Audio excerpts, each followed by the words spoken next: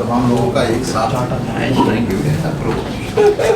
कुछ बातें मैं भी अर्ज कर दूं।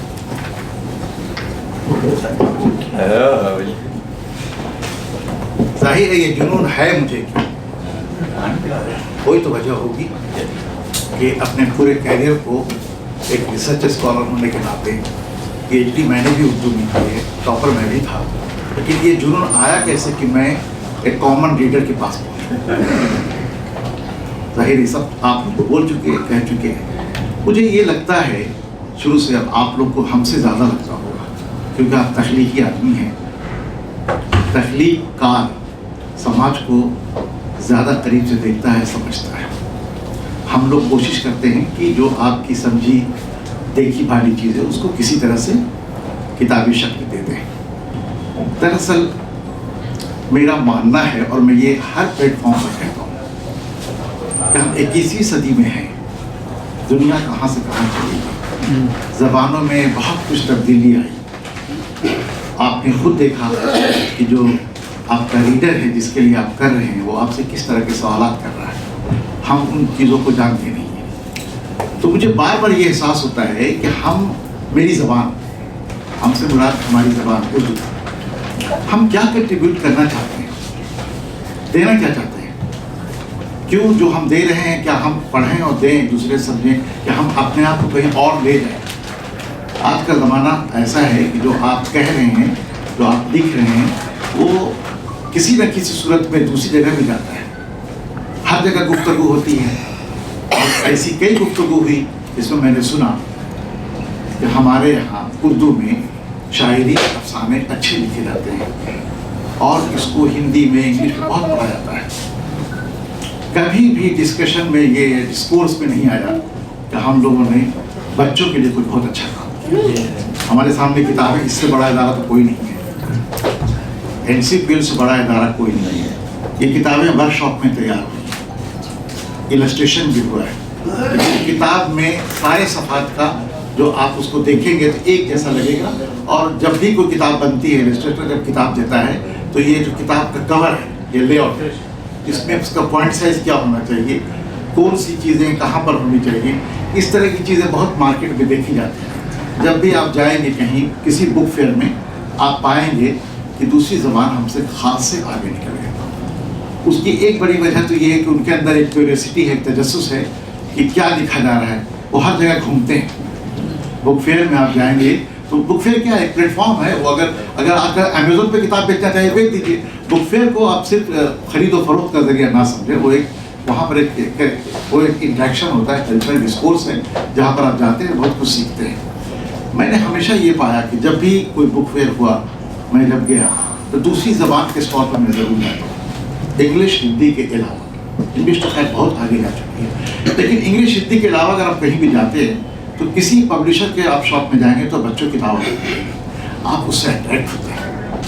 आप अपने बच्चे को भी लेके जाइए तो आपका बच्चा वो ज़बान जानता नहीं, वो अट्रैक्ट होता है। सबसे पहले बच्चे अट्रैक्ट होते हैं उसकी प्रेजेंटेशन पर, अंदर में क्या है वो बाद में पढ़ते हैं। मैंने हमेशा ये महसूस किया कि अंदर के लिहाज से उर्दू में कमी नहीं है, कंटेंट की कोई कमी नहीं है, कंटेंट अच्छा है, लेकिन उसका प्रेजेंटेशन ऐसा नहीं है कि बच्चों को बहुत देर तक अपने साथ रख सकें। तो उसके बाद ये सब जब मैंने देखा शुरू से ही, तब मेरे अंदर ये जुनून हुआ कि हम बच्चों के लिए काम करेंगे। इसके दो फायदे हैं, एक तो अपनी लैंग्वेज को अपनी रीच कर रहे हैं, दूसरा फायदा ये है कि यही बच्चे यही समाज में आगे बढ़ेंगे, अच्छे शहरी बनेंगे। जब अच्छे शहरी बनेंगे तो मुल्क के लिए भी काम आएंगे। जब आप कोई कंटेंट दे रहे होते हैं बच्चों को, आपके जहन में ये बात होती है कि ये बच्चा पढ़ेगा तो आगे इसकी खिड़की कैसे खुलेगी। तो जब 21st सेंचुरी में जब हम इतना आगे चले गए, हमें भी कुछ कंट्रीब्यूशन तो होना चाहिए। हमारे इतने बड़े बड़े यहाँ राइटर हैं, सब कुछ अच्छा होने के बावजूद जो अभी हम सब कह रहे हैं कि बहुत कुछ बच्चों में नहीं लिखा गया है। ये डिस्कशन हम कर रहे हैं आज 2024 में, 24 साल आगे निकल गया, दूसरे ज़बान कहाँ से कहाँ चली गई। जब हम ये कहते हैं कि हमारे प्रधानमंत्री का ख्वाब है कि विकसित भारत 2047 एक बना दिया, तो what contribution we are giving. हम लोग से ये उम्मीद करना कि हमको इंजीनियर को पुल बना देंगे या कुछ कर देंगे। हम as a writer, as a publisher, उस विकसित भारत में जिसको कहा जा रहा है कि हम 100 साल मनाएंगे, आज़ादी मनाएंगे, तो उस विकसित भारत में हमारा क्या कंट्रीब्यूशन होगा ज़बान की सतह पर। तो ज़बान की सतह पर जो कंटेंट होगा, जो हम अभी डेवलप किया, ये कंटेंट डेवलप हुआ है, और कोई दूसरी चीज़ नहीं हुई। कंटेंट में हम क्या देना चाहते हैं, बच्चों को क्या वही चीज़ें बताते रहें जो सब कुछ सुनते चलाए हम लोग? क्या ऐसी ज़रूरत नहीं है कि बच्चों को वो बातें बताई जाएं जो हिंदुस्तान में कहीं जाए और किसी जगह कोई गुफ्तगू भी सुने तो वो ये समझे कि मुझे ये पता है।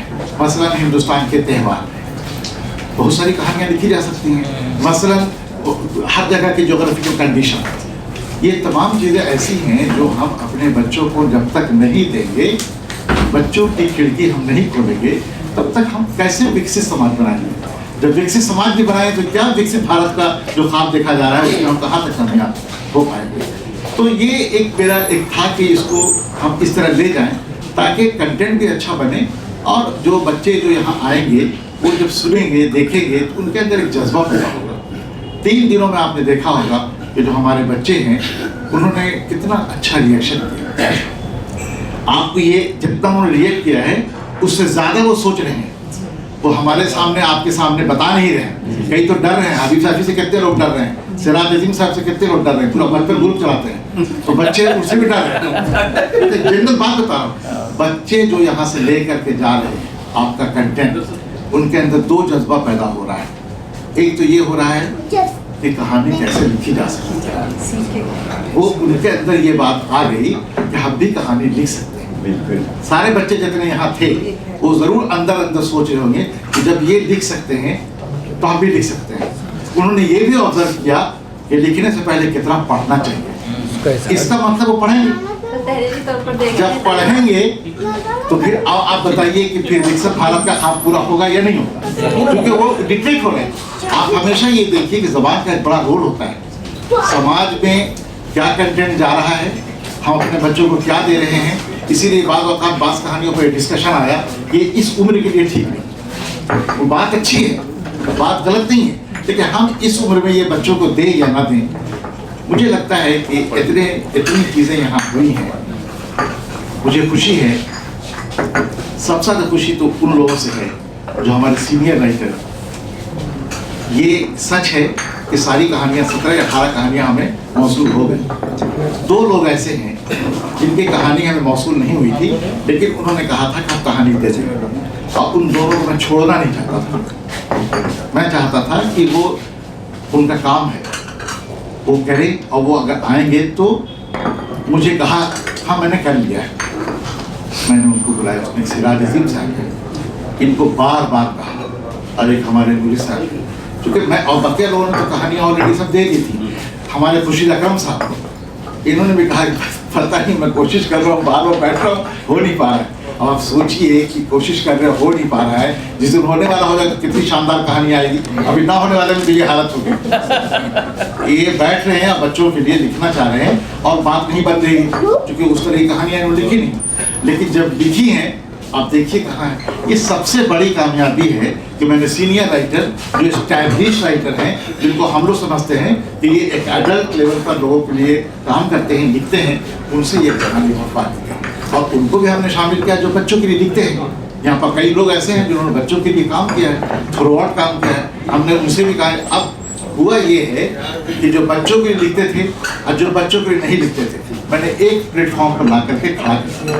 अब जो बच्चों के लिए लिख रहे हैं वो भी सोचे कि जब सीनियर लिखते हैं तो क्या लिख रहे हैं, सीनियर ये देखें कि बच्चों के लिए जो लिख रहे हैं वो क्या कर रहे हैं। तो मेरा ख्याल है कि कई पर्पस को हमने सर्व किया है, और ये कोई आखिरी वर्कशॉप तो है नहीं, आखिरी वर्कशॉप नहीं है, ये वर्कशॉप का सिलसिला जारी रहेगा, क्योंकि किताबें अच्छी आएंगी, कंटेंट अच्छा आएगा, हम बच्चों को अच्छी राइटिंग दे पाएंगे, बच्चे उससे सीख पाएंगे।